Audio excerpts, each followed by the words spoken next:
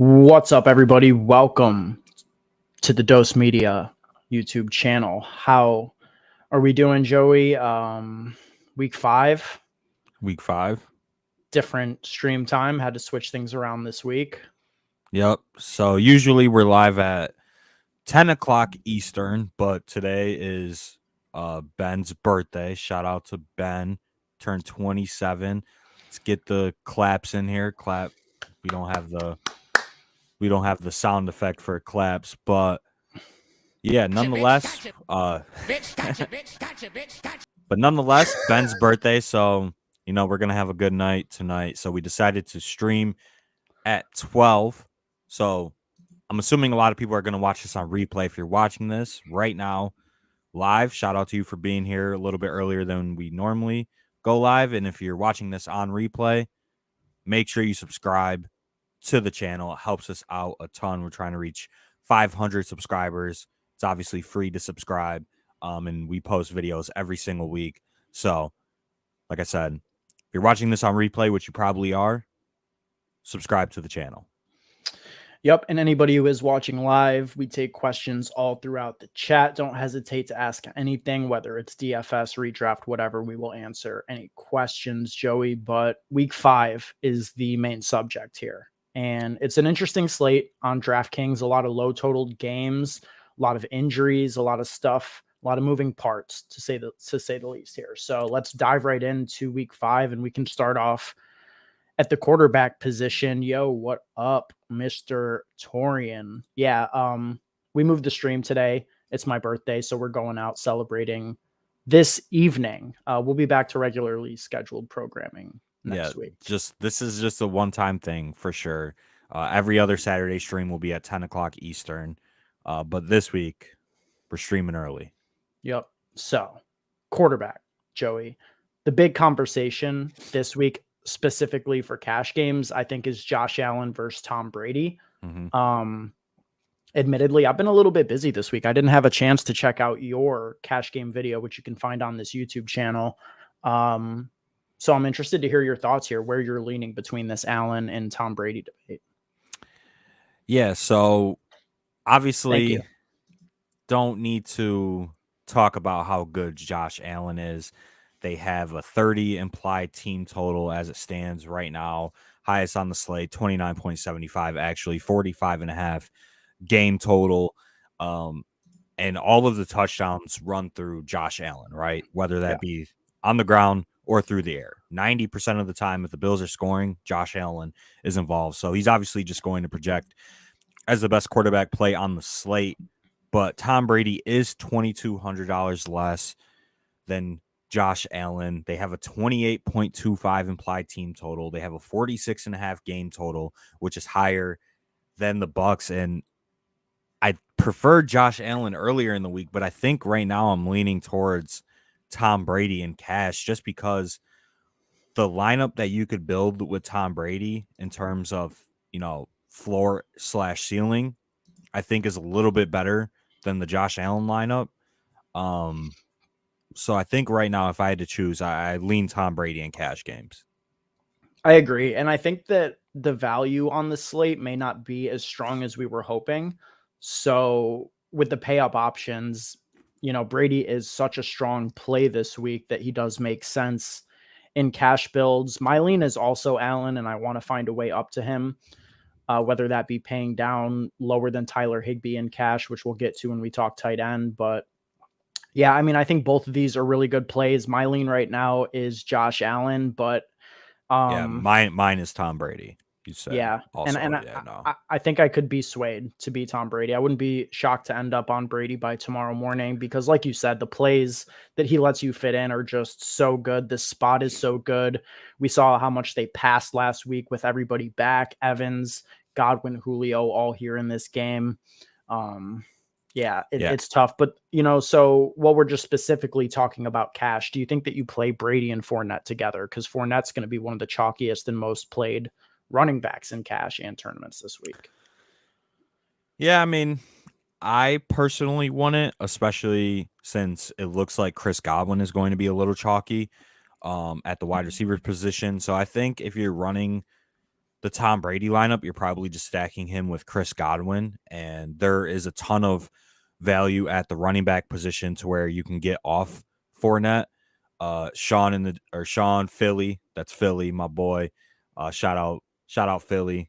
Thanks, that man. Cash. This is this got to be the week to bank a tournament. Just a nice, technically late birthday present if you bank a GPP. Hopefully, and hopefully I won't be too hungover to make lineups before lock tomorrow. I mean, we're definitely doing shots of tequila. That's for sure, 100%. But yeah, nonetheless, I think if you're playing Tom Brady, you're not playing Fournette, just with some of the running back value that we will touch on here shortly. But just in terms of tournament quarterbacks, because I think if you are playing cash, which is head-to-heads, double-ups, 50-50s, you're probably playing one of Josh Allen or Tom Brady. In terms of tournaments, where are you leaning right now?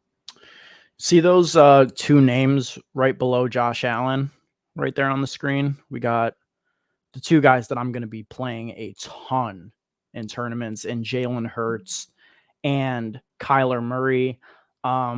This game has the currently, let's see, live right now, second or highest total on the slate. I forgot that the Bills dropped. So 48.5 right now, 5.5 point spread. Both of these teams are going to play really fast. The Cardinals defense is atrocious. I think that Jalen Hurts stacks to AJ Brown are going to be the absolute play in tournaments this week. I love Devontae Smith as well. And Hollywood Brown's target share is just unreal. 11 targets over the last 3 weeks. So, I mean, stacking this game from both the Kyler side and the Jalen Hurts side makes a ton of sense to me. Jalen Hurts is phenomenal, but, Kyler, I think, is the one that's really interesting to me this week, just because his ownership projection is essentially non-existent right now. And, some of the ceiling that has been lacking from Kyler, I think, is the way that he's been utilized. And he only had 12 rushing attempts through the first 3 weeks, but they changed things up a little bit last week. He had 12 attempts, so matched his season total in 1 week last week. And if that aspect of his game is back in full force, then we know what type of ceiling Kyler has at, sub 5% ownership with a low owned Marquise Brown and AJ Brown bring back. I think that this Cardinals stack could be the one that ships everything. Yeah, I think it definitely makes sense. Obviously, the Cardinals just have not been good this year, which is definitely concerning. But like you mentioned, this is the best game environment on the slate. And it looks like pretty much everybody in this game is going to come in with reasonable ownership. Hurts might be a little bit chalky, especially in some smaller field stuff, because I think the Eagles side of the ball does get steamed a little bit. And we have AJ Brown on the thumbnail, and we'll talk about, how much we like AJ Brown when we get to wide receivers. But nonetheless, you are still getting everybody in this game at a discounted ownership tag this week. And I think it's the perfect game stack for week 5, especially with it being the highest total game in the slate in a dome. 2 quarterbacks that we know have insane ceilings.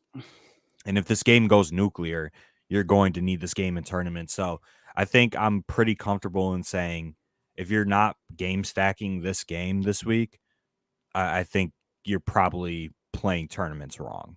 Yep. I agree with that completely. And then in terms of, other games that I'm interested in, I think that you can definitely play pretty heavily into the Buffalo side of the ball, especially with all of the injuries they're dealing with. That's just going to consolidate the target share. So, Josh Allen stuff with Diggs and Gabe Davis, especially Gabe Davis, who's going to fly under the radar this week. And, obviously going to be an every snap player. Like I said, should see more targets in this spot. I like both of those. George Pickens is an easy, cheap bring back, makes sense to me. And then, I don't know. Other than that, I'm not going to get too wild. Like, I think you can play some Brady stuff for sure.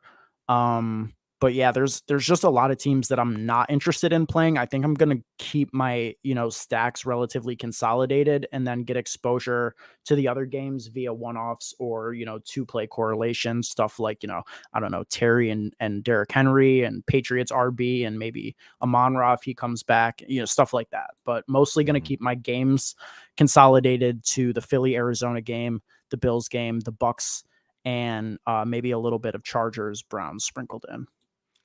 Yeah, I definitely like that Chargers game. Keenan Allen is out once again this week, and we just know where the ball goes in the Chargers offense. And, we talked about it on the Thursday pod, which if you're not subscribed to the podcast feed, the link is down below in the description, Spotify, SoundCloud, Apple Podcasts. Just go and subscribe, maybe leave a rating if you're watching this. But yeah, we haven't seen like a 35-point, Justin Herbert ceiling game. And I know obviously last year doesn't matter at all, but I brought up on the podcast kind of as a joke, like a year ago to date, Justin Herbert threw 404 against the Browns in Cleveland. Maybe we see that once again. Mike Williams also went off for like 150-2 in that game, and he's probably going to be a little bit lower owned this week as well. So I definitely like the Chargers side of things, and you got some nice bringbacks in Amari Cooper, Kareem Hunt, or even Nick Chubb if you want to pay up a little bit to Chubb. And I kind of do like stacking this game. I think this is my second favorite game on the slate to stack, just behind that Eagles and Cardinals game, just because we're going to get all of these guys at little to no ownership, and it has a 47 total as it stands right now, which is the second highest total game on the slate. So if nobody's going to play either of these two games, these are the games that I am just going to go super heavy on in GPPs, and I think that's probably good process. Yeah, no, I totally agree. For all the reasons you said, and Chubb, Cooper, Hunt are all going to be under 5% owned. So, super contrarian and tons of upside built into this. I think that both teams are most vulnerable in the ways that the other teams succeed. I think the Chargers on the ground are a little bit susceptible. And then I think that the Browns can get beat through the passing game, which is what we know that the Chargers love to do. So everything sets up really well for this game. I did bet the over earlier in the week at 47.5. I think it dropped, right? It's at 47 live, if I'm not mistaken. Yeah. 47. Yep. So got it in a little bad there, but I still think that it won't matter when this game hits 50 plus. So we could finish it off by saying who's the tournament winner at the quarterback position? Tournament winner at the quarterback position, I'm going KM, Kyler Murray. Kyler Murray. All right. Mine would be Justin Herbert at ownership and cost. Yep. All right. Let's talk running back. Interesting position this week. Very interesting. I want to start off with Jeff Wilson Jr. because he is currently projected to be the highest owned running back on the slate. And I'm going to keep it 100 with you. I think he is a bad play at that ownership. I'm off Jeff Wilson Jr. This is a West Coast team traveling east. This is the slate low total. This is a matchup on the road with a running back who has virtually no usage in the passing game, facing a Carolina team that is playing at a historically slow rate right now, on pace to run the least amount of plays through an NFL season if this pace holds. Matt Rule, rumors are bubbling that he could get fired at any moment if things don't turn around. So they lose this game. I just think that this is a horrible game environment. And I think that you're getting some raw volume rushing out of Jeff Wilson Jr., but he is in a pricing tier surrounded by guys who I think can easily, get 12 attempts and then 5+ targets, which I think is more valuable than the 18 attempts and 1 to 2 targets that Jeff Wilson is going to get in better game environments. So I will have absolutely 0 Jeff Wilson Jr. in tournaments, and there are other ways that I would prefer to go in cash. I just don't think that he is a player that burns you, and there's just a lot of outs to failure, in my opinion. Yeah, I definitely agree. There's a ton of outs to failure in this spot with Jeff Wilson. Obviously, if he gets you like 10 to 15 points at 5,500, that's fine in cash. So I don't necessarily think he's a bad cash play. I think he's a terrible tournament play just with some of the other running backs that are around him and are projecting for, maybe like 30 to 40% of his ownership right now, but he's still projecting as one of the best running back values on the slate. The Niners are 6.5-point favorites, even on the road. No other running back one other running back has had a touch in this Niners backfield over the last 2 weeks, and that was Jordan Mason, and he had 1 touch in week 3. So Jeff Wilson is going to be like a 75% snap player. He's going to see like 90 to 95% of the running back opportunities. That doesn't include Deebo Samuel, obviously, but Deebo Samuel's rushing involvement has decreased since week 1, and the touchdown upside is probably pretty solid in this spot with the Niners having, a decent team total, 23 points. It's not the best, but it's not the worst. So I think in cash, you could definitely play Jeff Wilson. He's just not a sexy play. He's probably never getting you 20 plus, but he's also probably never busting your lineup. So I don't mind him in cash, but like I said, he's just not a sexy play, but he will be the chalkiest running back on the slate. And then I would say that the next player who's going to be in that tier of like mega chalk would be Leonard Fournette, who we touched on briefly, 6,900, projecting really, really well in this spot. It makes sense. The Bucs have the second highest implied team total on the slate. They're 10-point home favorites against the Falcons team that gets obliterated through the ground. The one hole that you can poke in Leonard Fournette is the amount of usage that Rachaad White saw. A lot of people are attributing that to like garbage time, and they're saying it was like, late in the second half of the game. But I kind of think that's a little bit shallow in terms of analysis, because like, it wasn't like the Bucs were down 40, like they were still playing to win this game, even though they didn't. So I don't know. I don't think that it's like, oh, the game's over, let's just get Rachaad White in there. Like they were using him in high value situations, gave him 2 goal line touches. I don't know. I think that Rachaad White could get involved here, but in this spot specifically, where there's such heavy favorites against such a bad team, Fournette is rock solid as far as cash goes. And then again, I mean, this is just the way I'm playing now, is these guys that are, 25+% owned in tournaments, I just don't play them, and they'll burn me if they burn me, and I'm okay with that. But tournament wise, I think there's a bunch of comparable options to Fournette that I would rather play. Cash wise, rock solid. Yeah, for sure. I mean, Atlanta, bottom 10, bottom 11 run defense in the NFL. This game script sets up perfect for a Leonard Fournette 20+ touch week, as we saw in week 1 and week 2. And as you could see on the screen right here. And if somehow the Falcons can at least put some touchdowns on the board in this spot, it might be a little difficult, especially with Kyle Pitts being out. I think that Leonard Fournette definitely has some pass catching upside. He played 61% of the snaps last week. Rachaad White played 38% of the snaps. So we'll have to see if that's a trend moving forward. I don't think it is. I don't think that is sticky. I think the Bucs want to use Fournette as their workhorse, and this game script is going to be the perfect game script for Leonard Fournette. So like I mentioned at the quarterback position, if you're running the Josh Allen lineup, I probably play Fournette just because I want exposure to this Bucs offense. If you're playing the Tom Brady lineup, you're probably fading Fournette and hope that all the touchdowns just run through Tom Brady and the pass catchers.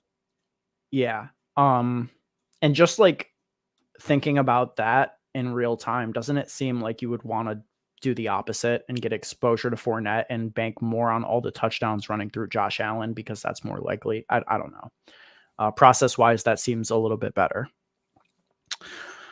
Some of the other running backs that are going to be in cash game consideration, specifically in the cheaper end, I think Breece Hall is going to be a little bit popular. I think Ramondre Stevenson and Damian Harris both are gaining steam. Unsurprisingly, this matchup sets up so well for the Patriots. Running backs, Dameon Pierce at 6,200 will be mid-tier chalk. Out of this, group of guys from the low 6Ks to mid 5Ks, who are you most interested in for cash games? Yeah, I think right now, it's tough because obviously Jeff Wilson is going to be chalky. Haven't really decided if I want to play him right now. I probably will. I think my favorite, I kind of want to bet on these Patriots running backs in the spot at home against Detroit, and we just know that Detroit gets beat in every facet of their defense. And with Mac Jones being questionable, I would assume he's out in this spot because I think the Patriots know they can win this game without him. But if he does play, that obviously helps the Patriots offense a little bit. But if he doesn't, I think that will set up Bill Belichick and Matt Patricia to just have a run-centric game plan where both of these running backs are getting 15-plus touches. They both have juice. They both have touchdown upside. Ramondre Stevenson has pass-catching upside with Ty Montgomery on IR. So I think I would prefer Ramondre if I'm playing in cash, but I also think Damian Harris is just as good of a play as Ramondre, just less pass-catching upside. Yeah, Damian Harris, anytime touchdown scorer, -105. Take that to the bank, cash it. Yeah, he's 100% scoring a touchdown tomorrow. Yeah, 100%. But yeah, Ramondre, I do prefer for cash. He's outsnapped Damian Harris, in 3 straight, if I'm not mistaken. And then we know the pass game role has been on the uptick. So, whether it's an injured Mac Jones or Zappy, it's like they're going to run the ball no matter what. So I think both of these guys are really good. I'm going to play them both in tournaments. Breece Hall to me is pretty close and comparable, especially from a cash perspective. Went up from playing 51% of snaps in week 3 to 66% last week. He had 17 attempts, which seemed like a pretty concerted effort to get him more involved with Zach Wilson back. He only had 21 attempts through the first 3 games, and his pass game role is extremely good. He has 27 targets on the season, second highest at the running back position, played on 75% of the Jets' third down snaps in week 4, and was in the lineup in 4 out of 4 goal line situations. So, I know Michael Carter is playing some, but Breece Hall is dominating the pass game role and he's dominating goal line touches. He has all of the high value touches in this offense at home in a game facing, I know Miami has a good roster, but still missing their starting quarterback. Like, I think that this is a super, super great spot for Breece Hall. And 5,400, it's just like the price hasn't caught up to what his role is at this point. And he's absolutely a player who I think we're going to see the salary climb. So play him while he's cheap because it's not going to last. Nah, I definitely agree. He's outtouched Michael Carter in 2 straight weeks, and it looks like he's just becoming the full-on workhorse in this Jets backfield. Obviously, in this game environment, it's not the best, which I think is kind of the bull case, or which is kind of the downside, I should say, of Bear is that case. animal. Yeah, bear case, but it does have a 45 total. The Jets have a 21 implied team total. So I guess it's not horrible. 5,400. I don't mind Breece Hall. I think I'm going to play him in tournaments. Mr. Torian in the chat asks, is it crazy to play both Patriots running backs in tournaments? Do you think it's crazy? I think that I would only do it in super small field. That being said, I'm going to absolutely do it in super small field. I've thought about this. I do want to make that play. Like, you got to think that in terms of like a large field tournament, like a Millie Maker type thing, like I don't think the ceiling is high enough because you need your running backs. Probably on a week like this, you need them each to put up 25 plus. Are they both going to do it? Probably not, but they could each get 20. for sure. And that could totally ship you a small field tournament. If you're doing that, I would probably want a Lion on the other side, because the game would have to be, at least like you're getting 3 touchdowns between them and a lot of yards if they're both paying off. So I don't know. I think it's viable. What do you think? Yeah, I agree with everything. I think you play it in some small field stuff. In large field, you just need more ceiling, and you'd be sacrificing a lot of projection and value by playing both running backs together. So yeah, if you're playing the $20 Millie Maker or the $3, play action, where there's like 600K entries. And then just in terms of the context of the running back position this week, there are a lot of good plays that are cheap, that are in good spots. So I wouldn't play it in a contest like that. So yeah, just it's all about contest selection, and that's that's just like the basic thesis of DFS. Just certain players are better in certain tournaments. Yep. And certain constructions. Yep. So in terms of cash, I think we pretty much covered it all. Obviously, we have to wait and see if David Montgomery is going to be ruled in or out. He practiced. He's listed as questionable. That would open up Khalil Herbert once again at 5,900, but we don't have that information right now. But that's something to pay attention to. But just in terms of tournaments. Real quick. I just want to say Montgomery, 2 back-to-back practices. I think that he's almost certainly going to play. And then the one running back for cash that we didn't touch on, who is going to be extremely popular, is Alvin Kamara, 6,600. Kamara looks like he should be good to go in this spot. Seattle's run defense is atrocious. They just got bullied by Jamal Williams last week. Kamara could be an increased focal point of this offense with no Michael Thomas, Andy Dalton behind center, Jarvis Landry, a true game time decision at this point. The role could be huge at home for Kamara in this spot. We really haven't seen it at all this year. I'm kind of surprised that the public is on this. He, theoretically to me would have been a great tournament play to buy in this spot, but I don't know. At high ownership, it gives me pause. And in cash, I think that you're not paying up for 2 6K running backs, and I prefer Fournette. So Kamara is a pretty tough player for me to choose this week. Cash games leaning Fournette, and then the ownership is tough for tournaments.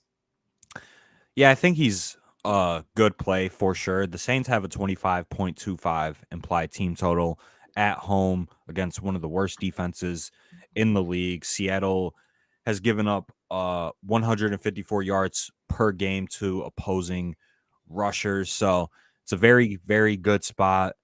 And with Andy Dalton under center and some of the injuries to the Saints guys, I think we could see an expanded role for Kamara in the passing game. And he did see 7 targets in that week 3 game against Carolina with Jameis Winston.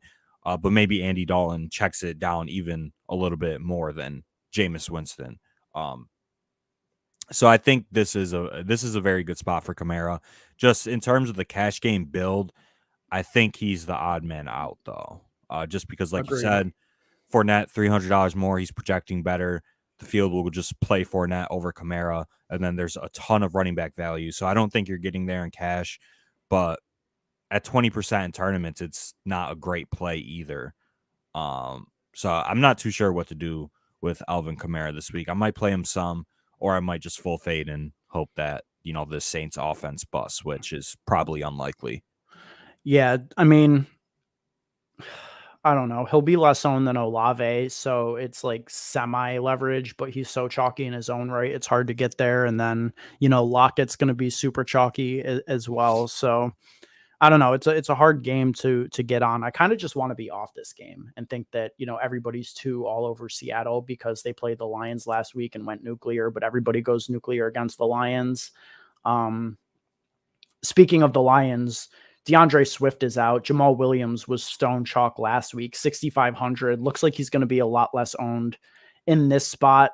Snap wise, the role wasn't great, but when he was in there, he was getting touches, 20 total touches for the second straight week, 2 touchdowns. I mean, Jamal has 6 touchdowns through 4 games. He's absolutely eating in the red zone right now. Are you interested in going back to the well with Jamal this week at a slightly higher price tag, but significant ownership discount? Yeah, I mean, New England has a bottom 6 run defense.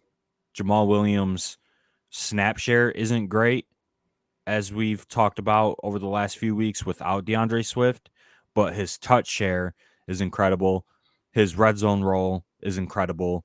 And the Patriots defense is very beatable right now, especially on the ground.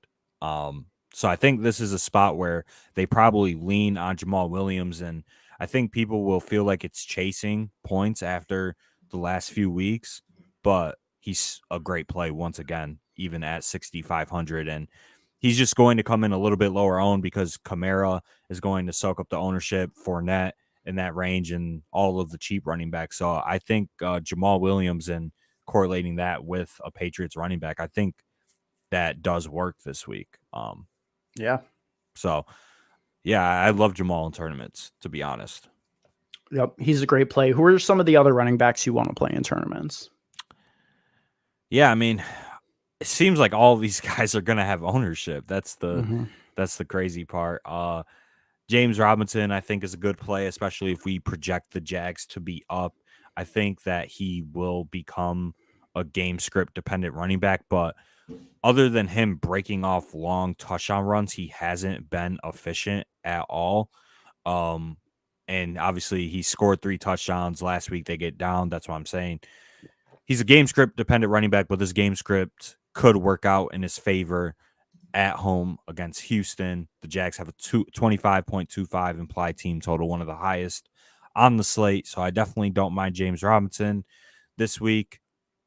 But I think you have more conviction on your tournament play. So I'll throw it back to you. Who's your favorite tournament running back plays? And I mean, I already know the answer, so I'll click them as soon as you say them. Yeah, I mean, I've got 2. I can see where your cursor is. So I'll start with Devin Singletary. And I got to be completely honest, dude. Like, I don't understand why people are so off of Singletary. I don't get why he's not being talked about more this week. We know that he has ceiling games. He finished last year off with, a bunch of 20 spots strung back to back to back. And his role right now is so good. He's got a top 10 snap share in the league, 68.1%. He's first in the league in routes run at the running back position, and he's getting utilized a ton in the passing game.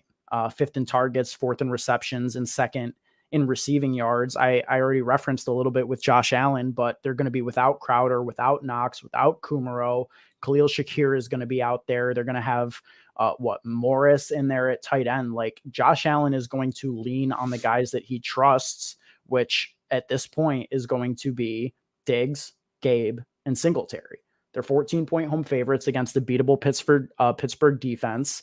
And I don't know, man, 6,100 is a really good price for Devin Singletary. I like it. I think that he gets 10 plus attempts in this game and could see 5 to 6 to 7 targets. It's the targets that I think are the most interesting. Like, I think that he will get utilized in the passing game with no Crowder, with no Knox for those short range targets. He's going to be Josh Allen's safety blanket here. Yeah, I mean, he's projecting as a top 6 running back on the slate. And out of those 6 running backs, he's the only player that is projecting to be less than 10% owned. So that stands out to me as a clear tournament play at the running back position for everything that you referenced. And the Bills just have a ton of injuries. And I do agree that this is probably a spot where Josh Allen just leans on the guys that he knows will get the job done, and that's Diggs and Devin Singletary, funny enough. And the Steelers have a bottom 8 run defense in the league. They're giving up over 130 rushing yards per game. So they are beatable on the ground. The touchdown upside is extremely high. And at 6,100, he fits the optimal tournament strategy in 2022, which is playing mid-range running backs. I think he's a very good tournament play this week.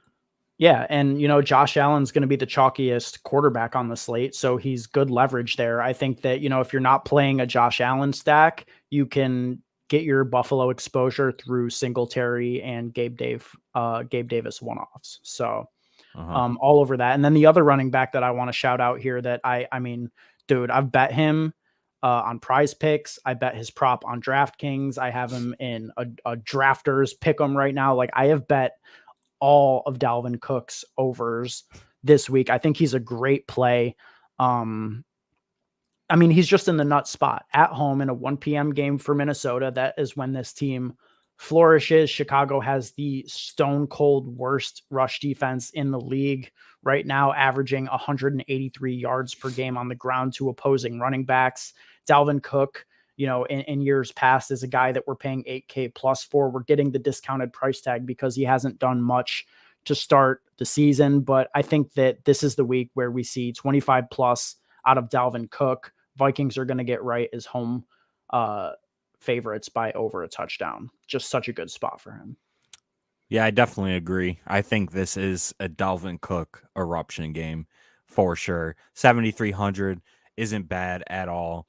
And for everything that you mentioned in terms of the Bears are the worst on the ground, they're at home, 1 p.m. game. It's not past Kirk Cousins, or it's not past Kirk Cousins' bedtime.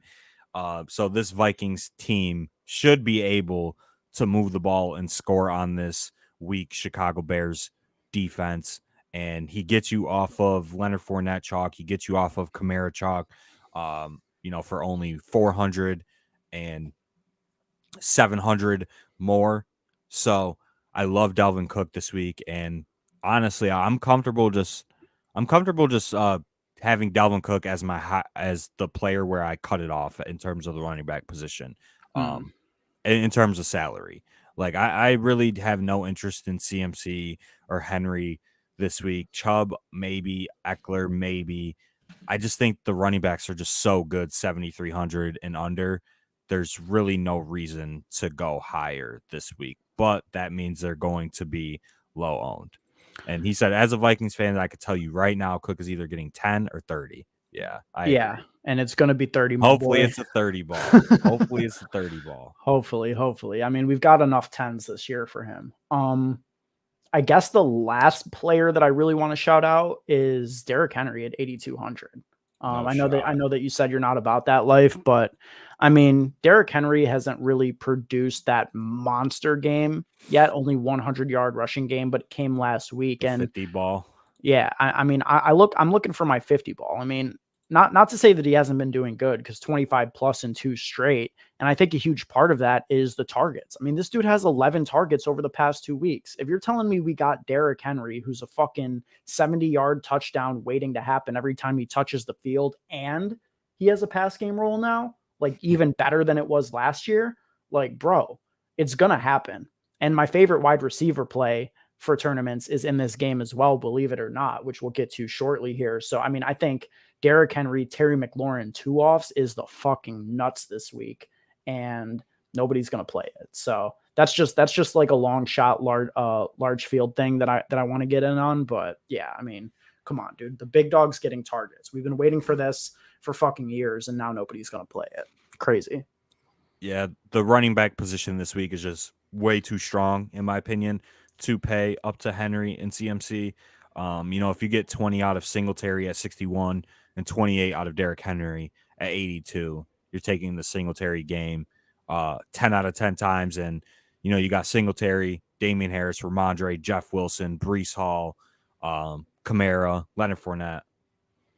I mean, I get it. There's literally no reason to play CMC or Derrick Henry this week in tournaments. There's one reason, because there's definitely a scenario where the 25s that you're going to get out of 2 of the guys here is good enough. But if Henry drops 45, then I mean, you're chopped, and he can absolutely do it. So he can. Will he?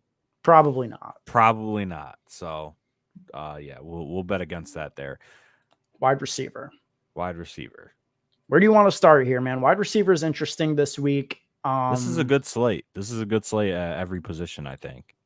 No, it definitely is. How about Cooper Kupp? Because I think that's the interesting question in cash play game. Cooper Kupp. Yeah. 9,600. Bad play. Bad play. I mean, don't play Cooper Kupp this week. Yeah, I mean, why would you? Why would you want to get 15 guaranteed targets into your lineup?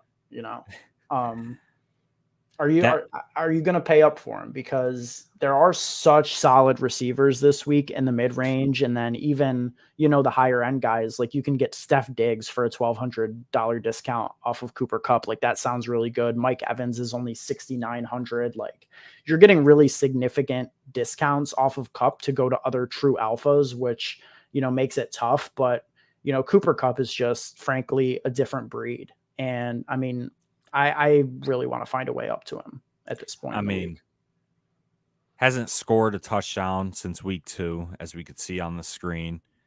Still put up 29.2 points last week. I think that this Cowboys defense is tough, but I think the way that the Rams use Kupp, obviously, and put him in different spots in the formations, I think will give Dallas's defense problems.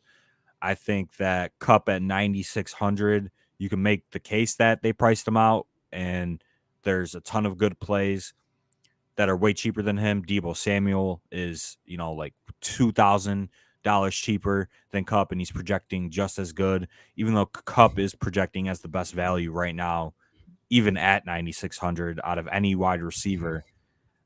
I think if you play the Josh Allen lineup, you can't get up to Kupp. I think if you play the Tom Brady lineup, you're probably playing Kupp.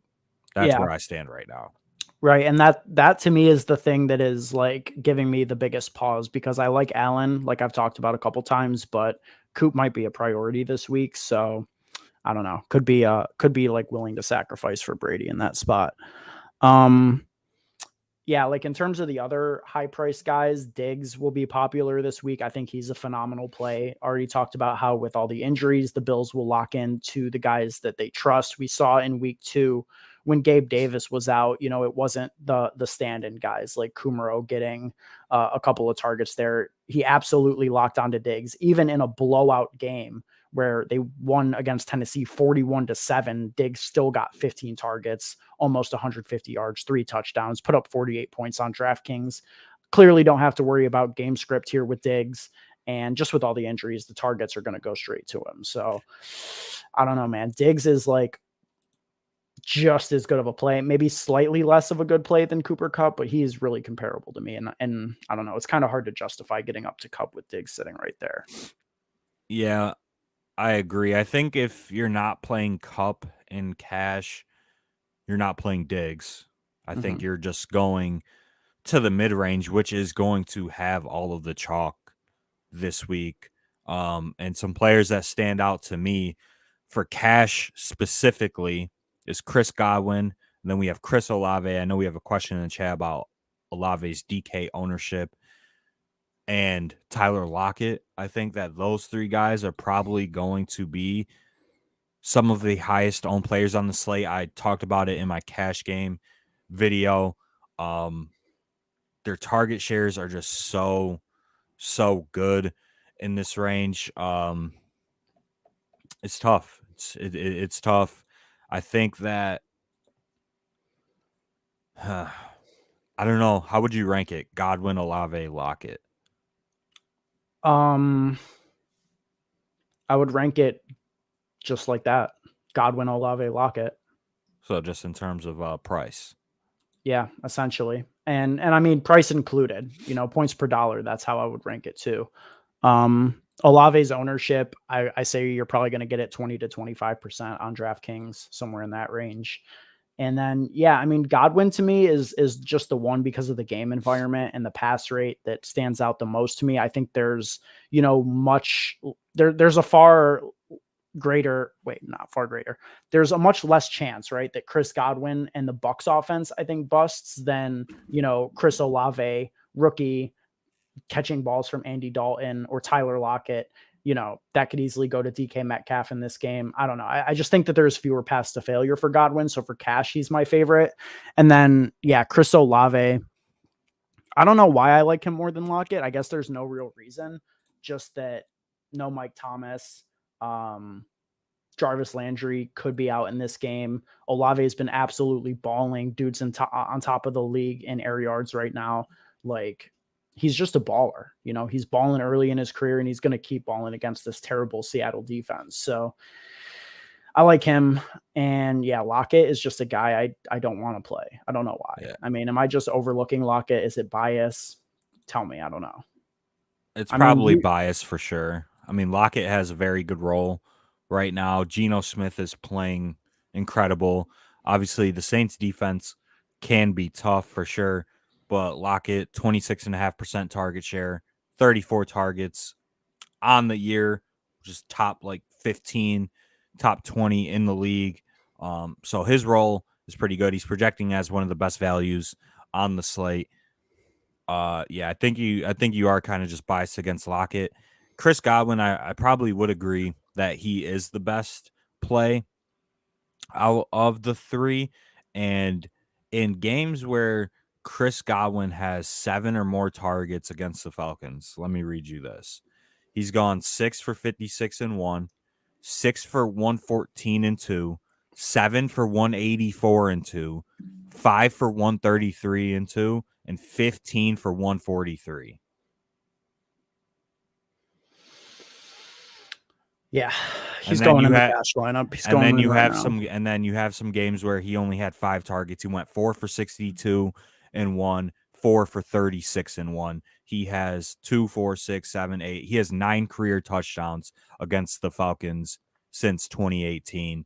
He did play them twice in 2017, but he didn't play much and was only targeted 2 times in those games. I'm pretty sure he was like a rookie though. So yeah. Yeah, so he literally murders Falcons. That's what he does in his free time. Yeah, I mean, he's just the goated play, to be honest. So I like him a ton. And, Mike Evans, just while we're talking about this situation, I think is also a phenomenal play at 6,900. Coming off of obviously a huge game last week, should be able to feast in this spot as well. And he's good leverage off of Chris Godwin and Leonard Fournette. He's going to be coming in, under 15% compared to Godwin and Fournette, both above 20. So Evans is a great tournament leverage play, I think, this week.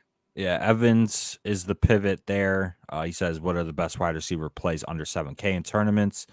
Mike Evans, definitely one of them for sure. Do you have any other tournament guys you want to talk about in this 6K range? I mean, there's 2 here that I like. Gabe Davis, who I already talked about for the 100th time. Targets are going to be consolidated this week in Buffalo. Gabe Davis hasn't had a ceiling game yet this season. This could easily be the spot. So I like him. I think he's a great low-owned piece to pair with Josh Allen, since Allen is so chalky, and Diggs, I think, will get steamed come Sunday morning. So, you can play doubles with Diggs and Gabe to get your cumulative ownership down. I also think Gabe is a great one-off in non-Josh Allen teams to get some, exposure to ceiling in that game. And then, I mean, I'm putting my stamp on it that it's Terry McLaurin week. I've talked about it on our podcast, on our YouTube channel, but just for the people watching the stream here, scary hours, scary week, scary Terry. Scary season, spooky season. It's time, dude. Jahan Dotson is out in this game. Curtis Samuel, who will play, missed a couple of practices this week, may not be at 100%. And the Titans have allowed the 4th most points to wide receiver through 4 weeks of the season. Terry is currently 2nd in the league in deep targets, 6th in the league in air yards, and 1st in the league in routes run. If the targets are a little more consolidated here with no Dotson, I just think that this could finally be the Terry McLaurin eruption spot. Nobody's going to play him. He's going to be like 1% owned. And I think that you could get your 30 spot here and really move up the rankings in tournaments. So love Terry McLaurin. That's my bold call play for the week at wide receiver. Yeah, I think the price is good for Terry. I think that this season he has kind of just transitioned into a deep threat or bust. So I think he is the perfect example of a GPP play, just because the floor can be extremely low with a player like this. But with Dotson out, maybe that, opens up some targets for Terry. But he only has a 16% target share on the year, which is not good, in my opinion, for a player of Terry's talent and caliber. So that's kind of the bear case against Terry McLaurin. But nonetheless, the Titans giving up the fourth most passing yards to opposing quarterbacks. We know that he's one of the most talented wide receivers in the NFL. So Terry McLaurin, 6,200. I think he fits in that range that you're going to be in for any of your lineups this week in cash or tournaments. And he's a nice pivot off like Chris Godwin, Chris Olave, Tyler Lockett, chalk. And it's a good spot. Washington is going to throw the ball quite a bit in this game. So definitely do not mind him. Is there any other players that you're looking at for tournaments in this mid-range? Does Julio interest you? Drake London potentially as a bring back in Bucks stuff? Yeah, I mean, Drake London as a bring back makes sense, but he's also going to be very chalky in his own right. So it's tough. Like you're playing into a lot of ownership with this game. So my inclination, although like the spot obviously sets up really well, is to, just sort of get away from game stacking this game and playing, some of the lower owned pieces to try and get ceiling, just because, no matter where you go on the Buck side, you're basically playing into chalk. And Drake London is obviously the only viable Falcon that you can play, and you're playing into chalk there too. So yeah, I don't know. It's tough. This Bucks Falcons game is just one of, if not the best game to stack on the board. Just when you take into account the players on each side of the ball, the way that the Bucks should pass a ton in this game, and all of these players are fucking cheap as hell. Yeah. So they just fit into lineups this week. It's really just how it works out. It's like the best game to stack just from a DraftKings perspective, a pricing perspective, a lineup construction perspective. The only issue is ownership. So if you're playing this game and if you're playing Buck stacks in your tournament lineups, you definitely have to get more contrarian with like your mini correlations or your one-offs. Like I'd be shooting for, sub 5% owned guys if I'm playing into this game for sure. But just in terms of the wide receiver position, you mentioned that there's not much value as it stands right now. There's a lot of injured players in this range. As we could see, Chark out. Maybe that kind of opens up Reynolds again. We'll have to see if Amon-Ra plays. Do you have any news about Amon-Ra? I haven't seen anything. Amon-Ra returned to practice at the end of this week. I think he truly plays. A game time. Yeah, I think he plays too, but it just depends. Like, I don't know. I think the Lions really need to win this game going into the bye to feel good about where they're at. They don't want to be 1-4. They, 2-3 looks a lot better going into the bye. So, I think that if Amon-Ra is like, close enough to healthy that they will trot him out there. And, if Amon-Ra is out there, he's getting 10 plus targets. So that's its own conversation. I think for GPPs, like we haven't really talked about it too much this year. I don't think it's come up a lot, but like these players, if they play, people are just going to be off them in this situation. Like nobody would play Amon-Ra just because he's been questionable all week. If Amon-Ra plays, he's a GOAT tournament play as a correlation with Ramondre or Damian Harris for sure. The Patriots have been getting torched by slot cornerbacks because they have no slot corner. Yeah. And I mean, God, Amon-Ra is just a lock to get 10 plus targets. So I like him a lot. But yeah, we're talking about mid-range guys. Yeah, I mean, this mid-range is chopped, to be honest with you. Like Jacoby's the one guy that I was super interested in. And I think that, he might low-key be a better play now than he was early in the week because it took until, either late last night or early this morning for him to get ruled officially in. So, Jacoby will play in this game. And I don't think that he'll be owned either. So he's good leverage off of the two Patriots running backs who are going to get, some steam. Both should be over 15% owned. I don't think anyone plays Jacoby. I guess he's got some interest for me. Yeah, I definitely don't mind Jacoby. In terms of cash, you really don't have to be in this range, I don't think. I think that the mid-range build for cash games is going to be the popular build where, you play three of like Godwin, Lockett, Olave, Drake London, somebody like that. You fade the guys at the top, and you could play 3 running backs this week. I know you think it is a 3 running back week in cash, and it most likely is. So I think this is a week where you really don't have to pay down. There's no options that are really standing out to me right now. Maybe Zay Jones gets a little bit of steam here at 4,100. If other than that, there's not much that I would really consider at the bottom of the pool, and I just don't really believe there's a reason to go this cheap this week with all of the value lying in the mid-range, and you could build very, very good teams without sacrificing a ton of projection this week. And my boy Bob, shout out Bob, finally pulled up to the chat.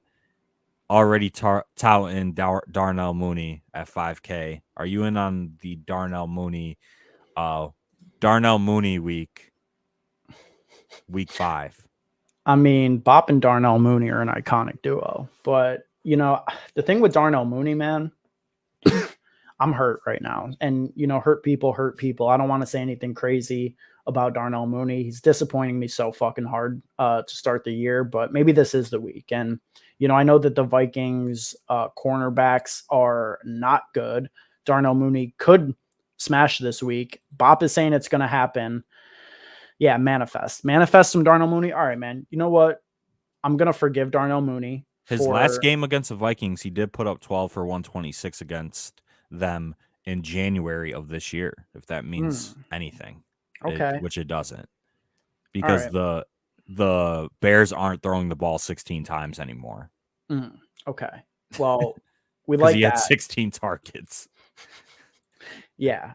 He doesn't even have, does he have 16 on the year yet? 5. Exactly. Yeah, he's 16 exactly. Yeah, GG's on Mooney. Yeah, I don't know. Maybe you know what, Bop, for you. And since I'm so in on Dalvin Cook this week, I will play a Darnell Mooney lineup. I'll play a Dalvin Cook, Darnell Mooney 2 off just for you, Bob. And if it ships anything crazy, I'll send you some cash as a thank you. Is there any NFL players' birthdays today that you share a birthday with? I actually don't know. That's a good question. Yeah, for everybody in the chat, it's Ben's birthday. Say happy birthday. Looks like a bunch of scrubs that I don't know. Ryan Pickett, Bali Mumba, never heard of him. Chris Baker, Ben White, Taylor Price, that looks like a New England Patriot. Yeah, just a bunch of bums, dude. Damn. Tough scene. I don't have any good birthday twins. No good birthday twins? Greg Dortch could be a decent mid-range play if Rondale Moore gets out. Yeah, I don't hate that. What's Dortch's price? I haven't even thought about him, to be honest. Gregory Dortch. Where is he? 5,100. Oh, yeah. No, that's too much. No, thank you. I thought he was going to be like 4 or 5 or something. No shot. Bob said, happy birthday. Thanks, Bob. Appreciate you, brother. Truly do. Where are we? We're talking receivers. I mean, the last guy that I want to shout out low key is Khalil Shakir at 3,200. No Crowder, no Knox, no Kumaro. McKenzie, I mean, might be back, might not be back. If he's not back, I mean, Shakir could damn near be the every snap slot receiver this week. So 3,200. I think he's an okay punt this week. Like he's probably not in cash consideration just because the mid-range is so loaded and you don't have to go stars and scrubs this week. It's definitely suboptimal to go stars and scrubs. So I wouldn't play him in cash, but like if this were a different week, I would totally feel comfortable punting it off with Shakir to get up to Kupp. And I think that you could do it in tournaments for sure. Yeah, I definitely don't mind Shakir as a nice punt option. But I kind of just want to buy into the fact of what you said, where Josh Allen is probably just going to go to the guys that he trusts in this game rather than, a rookie wide receiver that was playing behind Crowder, McKenzie, and Jake Kumaro. Yeah. And we know with wide receiver specifically, it's largely a talent-based position. And just because a wide receiver might come into a new role doesn't mean he's going to excel in it. But 3,200, that's cheap enough to where he's a good play just because of price. Yeah, and honestly though, Khalil Shakir might be a talented player, to be honest with you. I mean, he, 85th percentiles, 40-yard, 85th percentile college dominator. He had a 32% target share in college. He was a really good slot player in college. And we always talk about with wide receiver injuries, looking at who gets the role change. So I don't think that, him playing behind Kumaro when Gabe was out is very indicative, because Kumro's the outside guy, Gabe is the outside guy. I think that Khalil is the guy who gets the direct role change with no Crowder and / McKenzie. You know what I mean? Yeah. So just for that reason, I think he's okay, but not a great play by any stretch. Yeah. And then my favorite, I gotta tout this. My favorite tournament play at wide receiver, who I think wins somebody a Millie Maker, is Brandon Cooks. Ooh, this week. I mean, Brandon Cooks. That's great. I love that. Brandon Cooks' career games on the Houston Texans versus the Jacksonville Jaguars: 7 for 102 and 2, 5 for 132, 3 for 83 and 1, 8 for 161 and 1. This man routinely torches the Jags. The Texans are going to be in a negative game script. They're going to have to keep pace with the Jacksonville Jaguars in this spot. Brandon Cooks is one of the top wide receivers in the NFL just in terms of target share. I mean, what's not to love about Brandon Cooks this week? 6,100. What's his ownership looking like? High. Well, middling. Call him 15%. 15%, but he's going to still be like the 7th or 8th highest owned wide receiver on the slate. You can correlate him with James Robinson or Christian Kirk, another wide receiver that should come in a little bit lower owned. Brandon Cooks wins somebody $1 million this week. Book it. And I said that about Rashad Penny last week. He ended up being in the team that finished second, unfortunately. Yeah, and they had like a major bust in their lineup too, right? If I'm not mistaken. I'm not sure about the team in second, but Rashad Penny was like that play that was supposed to be low owned but became super chalky. Mm-hmm. But yeah, Brandon Cooks this week, 6,100, Millie Maker winner. Book it. If you're not playing Cooks in tournaments, you're doing it wrong this week. Blow up game incoming. Yeah, I love that. And then are you still in on your favorite GPP play from Thursday at the top end as well? Oh yeah, AJ Brown, Millie Maker winner as well. Yep. I was actually talking about Justin Jefferson, but yeah, you're totally right about AJ Brown. No Justin Jefferson. I want AJ Brown as the cheap option in this best game environment on the slate. What is his ownership? Ownership projecting for less than 10% as it stands right now, 7,500. Nobody's going to play AJ Brown tomorrow. Stack up Jalen Hurts, AJ Brown. You could bring it back with Cardinal and Hollywood Brown or Dortch or whomever. Brandon Cooks, one off, sail to the money. That's going to be my literal Millie Maker team. Jalen Hurts, AJ Brown, a Cardinal, Brandon Cooks, and a Jag. Let me ask you this, because this is a question I've been, battling with, is do you think that Jalen Hurts doubles can ship it? Can you play Hurts with Brown and Devontae Smith? Because, I mean, that's not going to get played at all. I think that, the people who do play Hurts are going to be single stacking him. And if they do double stack him, I think it's most likely to be Goddard. I don't think anybody is going to play the two receivers together this week. Devontae Smith is projecting for under 5% owned.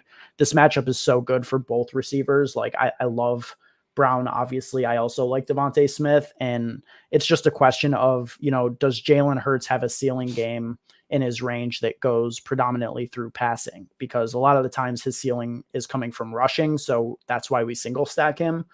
But this does seem like a week where maybe just because of the pace of play, the game environment, and the ownership leverage you're getting, that it makes sense to take a shot on a Hurts double. Yeah, I think you can, because obviously at 8,100, if he's hitting his ceiling, we assume that it's going to be because of rushing as well. But say we do get that one game where he's hitting his ceiling and it's through the air, he's bringing multiple players along, and he has to for him to pay off 8,100. I don't love it, just because I do believe a majority of the time, 90% of the time, that's just not in his range, hitting his ceiling without rushing and without getting some rushing touchdowns. So I would only single stack Jalen Hurts, and that's kind of just a strategy that a lot of people tout is single stacking rushing quarterbacks. So I would only do the same with Kyler as well. And I kind of just want to be in on Jalen Hurts and AJ Brown, but Devontae Smith is super talented, and he could easily be the guy this week. It's literally whoever Jalen Hurts locks in on, Yeah. Which I guess I'll just point to week 3 this year as the one where you would make the case where it could happen for Hurts in a double stack where he had 340 yards passing and 3 touchdowns and only had 20 yards on the ground, still 9 attempts. So like he's getting his usual role on the ground, but maybe you're getting him. And that was, by the way, a game that they won by 2 scores. So maybe if they're pushed a little bit more by Arizona, you could see a case where Jalen, throws for 350 and 3, and, AJ Brown gets 2, Devontae gets 1, and they're both over 100 yards. Like, I think it's possible, at least. I would probably only play that in small fields. Agreed. Does that about finish it off for wide receiver? I think we've hit on everybody that I wanted to talk about. Yeah. All right, tight end. Yeah, Mr. Torian in the chat. The more that we're talking about the slate, it's a really tough one that can get you there in several ways. Yeah, and I mean that's the kind of slate that I really love for tournaments. So, yeah, this one's super, super interesting. Yeah, tight end position though. Chalk this week is going to be Tyler Higbee at 4,300. I know that you were in on this Higbee chalk, which talk to us about, because I mean, you being in on chalky tight ends above 4K isn't something I usually expect. I mean, in cash, I think it's just bad process to not play Tyler Higbee. In tournaments, obviously you fade a chalky $4,300 tight end. So I'm not in on Tyler Higbee in tournaments. Am I going to play him in the Millie Maker? Probably not.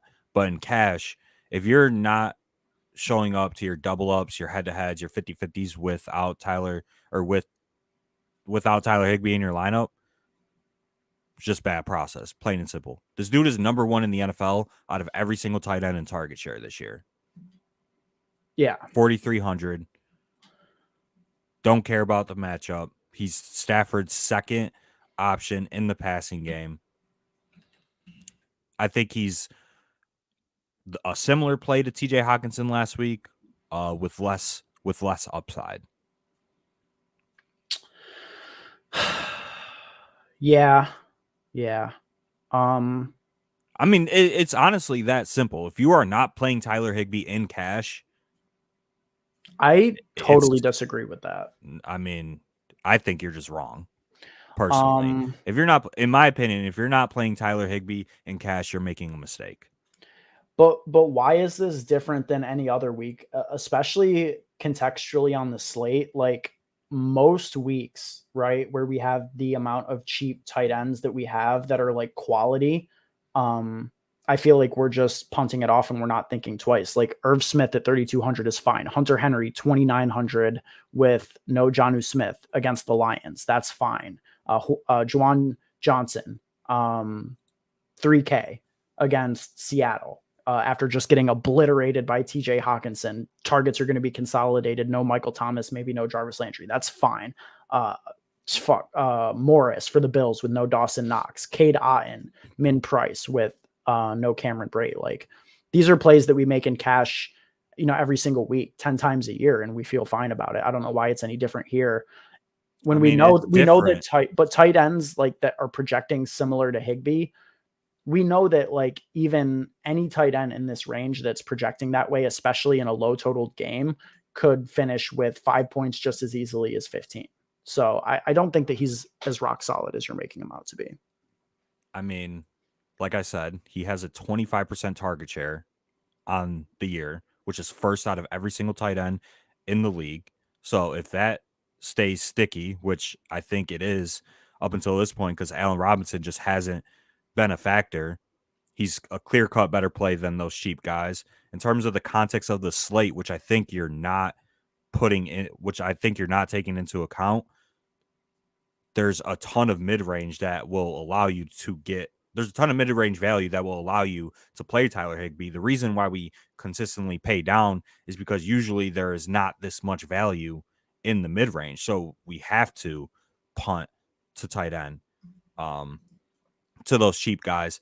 I think just from a projection standpoint as well, Tyler Higbee is projecting as one of the best tight end plays of the entire year. So you're sacrificing a ton of projection and a ton of value if you're just strictly building lineups off of whatever projection service you use. And you're just never getting 14 targets out of Irv Smith. Even 10. You're not getting 9, 11, or 14 targets, which I put on the screen. You're never getting this out of Irv Smith or Jawan Johnson. And Tyler Higbee, I mean, has shown us this year this is his role. It might not show up in the box score. He hasn't scored any touchdowns, but his role, his projection, the context of the slate all favors Tyler Higbee. I'm not saying you don't have to play him. I personally just think it's bad if you don't play him because of everything that I just said. Obviously, you can punt to Irv Smith or Jawan Johnson, but I think the likelihood of them finishing with 5 points is pretty high, and I think the likelihood of Tyler Higbee finishing with 10 to 12 points is pretty high. So I guess I don't know. I think that Higbee is just the standout play, and I mean the projections obviously agree. Like I said, he's projecting as one of the best values at the tight end position in the entire season so far. Yeah. So. I guess to me, I'm just thinking, like, I hear you, but I also do think that it's not like there aren't ways that we can use that salary. Like you were saying, like in the context of the slate, like we don't have to pay up. Yeah, we don't have to, but Josh Allen is a better play than Tom Brady on the surface, I think. So like, I mean, I don't know. I think there's ways you can utilize the salary. Of course, though, I do agree projection wise. I don't want to say Tyler Higbee's a bad play. He's the best play for cash. I just personally think that there's other ways that you can go. And, if you get a touchdown out of Otten or Irv or Henry, they're probably points per dollar wise same as Higbee in a given week. So fine with that. Bob has a really interesting question in the chat, and this is something you talked about last week. I think we're kind of getting lost in the sauce when we do this cash first tournament mindset. Shouldn't we just be trying to get the highest scoring lineup regardless of ownerships? It's a nuanced question, and obviously there's going to be examples that favor that argument. Like, for example, TJ Hawkinson last week was the chalkiest tight end on the slate. Had 0 of him for that reason. And then he, pops off for his 100th percentile outcome, puts up over 40 points on DraftKings, and you needed him. So fading him because of ownership would have been a huge L last week. It was a huge L last week. So yeah, there's a case for that. But at the same time, you just got to think about what, in terms of like ranges of outcomes, like if somebody's 20%, are they hitting their ceiling 1 out of every 5 times in that game? Probably not. A lot of the time. So it makes sense to get off of it. And like, what do you win when you win? If you are trying to get to the top 1% of a tournament, you need to find those guys that you can jump a huge portion of the field by them hitting their ceiling. So that's just the whole theory behind it. And that's why, size of contest matters a lot. You don't have to get as different. You can play a lot more chalk in those smaller fields because there's less people you have to jump over in the standings to get to the money, Yeah, and it's like just for cash, I mean, you don't need the highest scoring lineup possible. You just need to finish over the cash line. Right. Whether that be 0.01 points or 100 points higher than the cash line. That's all you need because it doesn't matter, coming in first or coming in 5,000th. Everybody gets paid the same. And then especially in head-to-heads, all you have to do is beat one person. You have to beat your opponent, outscore them. You don't need to shoot for 250 points to bank one of these large field tournaments or like 230 or 220 points to bank a small field single entry tournament. So that's just the core difference of cash in tournaments is you don't have to beat the field, and like you don't need to have the highest scoring lineup in cash. Right. And like last week, just, with a Hawkinson example, like sometimes you'll get that game where you need to have them. Like you needed Hawkinson to win a tournament last week. The game was just too good. But a lot of the times, like if the field is playing a chalky Leonard Fournette and he gets 15 points at 30%, and you play Dalvin Cook at half the ownership and he gets 20 points, like that 5-point gap isn't going to be crazy. And projections would have you play Fournette there, but ownership, that 5 points, you are immediately beating 30% of the field and moving above those lineups in that, example. So that's the theory behind it. Yeah. But back to the tight end position. Yeah, like I said, I think you're probably playing Higbee in cash because I think you can get there in either the Josh Allen or Tom Brady lineup. And like I said, I prefer the Tom Brady lineup and just going full mid-range at every position rather than playing Josh Allen and having to find a punt somewhere. And I think projections also favor that. So I'm just on the side of that. But just in terms of tournaments, I think you're not playing Tyler Higbee, obviously, just because the likelihood that he finishes with 10 to 12 points and doesn't murder you like TJ Hawkinson did last week is pretty high. And I think the pivot in that range is Gerald Everett, in my opinion. In that game environment against the Browns, I think you can probably get up to Goddard if you want to include him in your Jalen Hurts stacks. Nobody's going to play George Kittle. He's 5,200. Nobody's going to play TJ Hawkinson once again this week. And if Amon-Ra and Swift are going to be both out, I mean, we saw what he did last week. He should have a similar role without those guys there. Obviously, he's not going to drop 42 points again, but at 4,900, no ownership, you could probably go back to TJ Hawkinson, as I think a majority of players will not feel comfortable doing that, and it'll feel like chasing points. Totally agree with that. I guess for me, the tight ends that I am most interested in, I like both guys in the Philly game. You talked about Goddard. I think Zach Ertz is an interesting bring back or corollary piece with Kyler Murray. And then I kind of already touched on all the punts that I like. I mean, I think Cade Otton is good, just for a lower owned piece of that game, just stone punted off 2,500. He's already been playing a bit with no break. He should have a really strong role. He is there to be the pass catcher. They have Kyle Rudolph there, who at this point is like a strict blocking tight end. So I think that, when Otton is out there being utilized, he'll be utilized as a pass catcher. I think that both tight ends in the Cleveland Chargers game are really interesting for tournaments as well. We both talked about how we're in on that game. Gerald Everett has just been really, really solid this year in every way, and he's going to be great positional leverage. Nobody's going to play him with Higbee $100 more, projecting so much better. So I think you get a little bit of upside there. It wouldn't be crazy for Everett to outscore him, and Njoku's role is great. So those are two guys that I'm super interested in as well for tournaments. Yeah, I definitely love Njoku this week for sure. I could see myself running a Justin Herbert double with a Njoku bring back, or even a Justin Herbert, Mike Williams stack with Njoku as the bring back.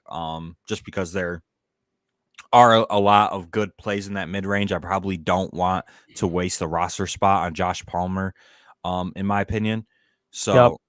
I'll probably do a Justin Herbert, Mike Williams, David Njoku lineup, or a Justin Herbert, Mike Williams, Kareem Hunt lineup, something like that with this game specifically. But yeah, Njoku, Gerald Everett, definitely my favorite tournament plays at the tight end position. Other than that, there's not much. I think you just correlate it with the games that you're playing, as we do each and every single week, and yeah, that's how I go about the tight end position. And I'm going to fade Tyler Higbee in tournaments and hopefully sail to the money. Yeah, no doubt about it. And Juwan Johnson is the other guy. Like, he's just got a pretty good role. And we've already talked about all the Saints injuries. And we just saw Seattle get obliterated by TJ Hawkinson. All of these, 4 for 30s and 4 for 40s, like that's all well and fine. If he finally gets a touchdown and gives you a 12-point game at 3K flat, you're going to be just sitting really good. Sailing. And he's good leverage off of Olave too. So yeah. I think that about sums it up. We got about 10 minutes left if you want to build a tournament winning lineup, or we could just end it here. Up to you. What do you want to do? Yeah, I mean, I think it's your birthday. We've been streaming for an hour, 20 minutes. We got to get out of here. Let you go do your birthday festivities. Still had a good stream nonetheless. I think we definitely gave the people some winners, and I guess I'll say one of my tournament. So we're not going to do a mock tournament lineup, but my tournament core is going to be like Jalen Hurts to AJ Brown. Let's do it. You want to do it? Quick. Let's do it real quick. I got a couple minutes before I got to get out of here. All right. Build it, because I'm in on that stack that you were just talking about. All right. So this is what I'm thinking. So we do something like this, right? Yep. AJ Brown. We could double it if you want. Let's keep it single for this. All right. And then we could do James Conner at 6,300. Don't really love that. I don't love that either. We could do. See, Hollywood is just so expensive now. I like Ertz the most. Ertz and get off Higbee. And it's a revenge game. It is a revenge game for Ertz. The Eagles, the way they play defense, lends itself to getting eaten up by tight ends. Yeah, I think Ertz is my favorite bring back for this stack. Definitely not sexy. No. But yeah. I think what I would do is, and maybe we could rotate picks. I'll do Brandon Cooks here. All right. Brandon Cooks for sure. Okay. Can I give I want to get James Robinson as our bring back for that. And I will say Patriots running back of your choice. Because I think the winning Millie team is going to have a Patriots running back this week. I just don't know which one. As our New England Patriots insider, I'll let you go with your heart here. Damian Harris, love it. 2 touchdowns and 100 yards coming. And then I think, we're playing Chris Godwin in this lineup. All right. That leaves us with virtually no salary, though. We'll make it work. All right. Defense. We need a cheap one. We need a cheapie. What's the best cheap defense? I mean, I think Steelers. If we're betting against the Bills in this lineup.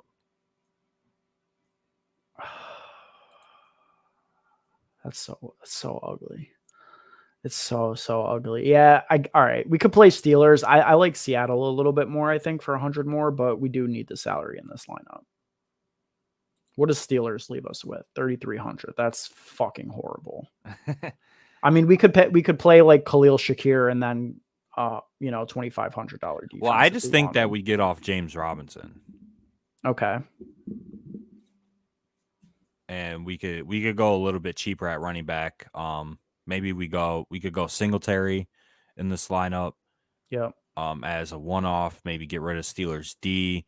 We could do Breece Hall, 5,400. I would lead. I mean, what does Singletary give us here? I mean, that's only a $200 difference there.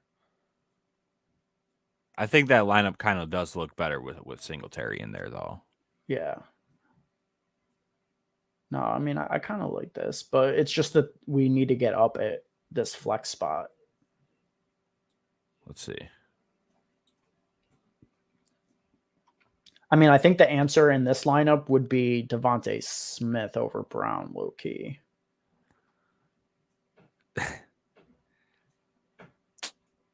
But I know we're committed to AJ Brown here.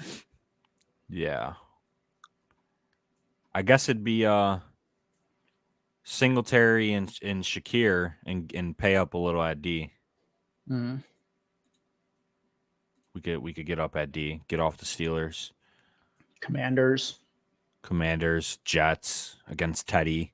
Yeah, both of those are fine. Revenge game for Teddy. Forgot about that. So, yeah, something like this. This is kind of how I want to build my teams this week. I like that. With the defense. That for sure. Maybe not Shakir. Maybe, you get off one of Cooks or Godwin or whatever, and maybe you could turn this into like a Kyler stack, save some salary there. Yeah. I would say the way that I'm going to lean playing this would be I would be getting off of one of the mid-range receivers to get up to Marquise Brown and then getting that salary of a cheaper tight end. Like something like Marquise Brown and K. Dotton instead of Ertz and Godwin, something like that. And I think that would leave some more salary for you as well. Yeah. So, but nonetheless, something like this is definitely going to be my tournament lineups for this week. This is definitely going to be the construction that I am going to run. I'll definitely have Jalen Hurts teams, probably one Josh Allen team. I'm not too high on that this week. Probably a couple Herbert teams, maybe a Brady team, even though he's chalky and every Bucs player is chalky. Those are really the games that I'm going to be in on. All right. Sounds good. And yeah, man, appreciate everybody who tuned in despite the time change. We appreciate you. We'll be back at our usual time at 10 p.m. Eastern next week. If you guys are watching on replay still to this point, we greatly appreciate you. Please drop a like, subscribe to the channel. And that's going to be it for this noon edition of the Saturday live stream. So appreciate everybody. And, anything else that you guys may need, jump in the Discord. You can find the link in the description to this video. We'll be in all morning tomorrow, potentially a little bit hungover, but nonetheless in the Discord chat, ready to answer any questions you may have. So until next time, guys. Too much alcohol is going to be consumed tonight. Why do you think I'm drinking this fucking gallon of water? This is the cheat code right here. Yeah. Drink a fuck ton of water before you get drunk. I'm going to wake up fine as fuck tomorrow morning, ready to go. Yeah. All I know is that it's a bad day to be a bottle of tequila in Rochester, New York.